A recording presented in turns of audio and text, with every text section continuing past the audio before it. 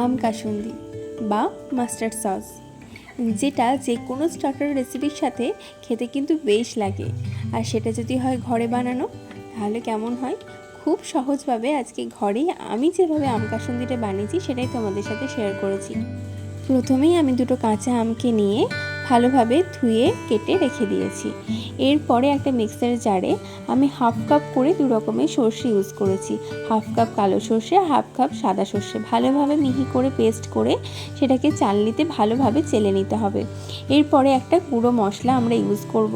এখানে সবার প্রথমে একটা প্যানের মধ্যে দুটো শুকনো লঙ্কা, দুটো তেজপাতা, একটু পরিমাণ জিরে, ধনে, কয়েকটা মেথির দানা, কয়েকটা গোলমরিচ আর একটু মতো মৌরি, ওই টিস্পুনের 1 টিস্পুন করে ধরে নাও, ভালোভাবে ড্রাই রোস্ট করে এটাকে মিক্সিতে ঘুরিয়ে নিয়ে তাকেও চেলে নিতে হবে ভালোভাবে। এবারে সেম মিক্সির জারে আমি ওই কাঁচা আমটার সাথে 1 কুচি আদা আর দুটো কাঁচা লঙ্কাকে নিয়ে ভালোভাবে পেস্ট করে নিয়েছি। এই কাসুন্দি কিন্তু বাজারে কেনা কাসুন্দি থেকে অনেক গুণে ভালো, তাই কাঁচা আম শেষ হওয়ার আগে ঝটপট করে বানিয়ে ফেলো এই কাসুন্দি, যেটা 1 বছর অবধি তোমরা ফ্রিজে রেখে স্টোর করতে পারো। পরিমাণ মতো হলুদ, লবণ, বিট লবণ, গরম সর্ষের তেল, গরম জল আর ভিনিগার অ্যাড করে নিলে আমাদের আম কাসুন্দি রেডি।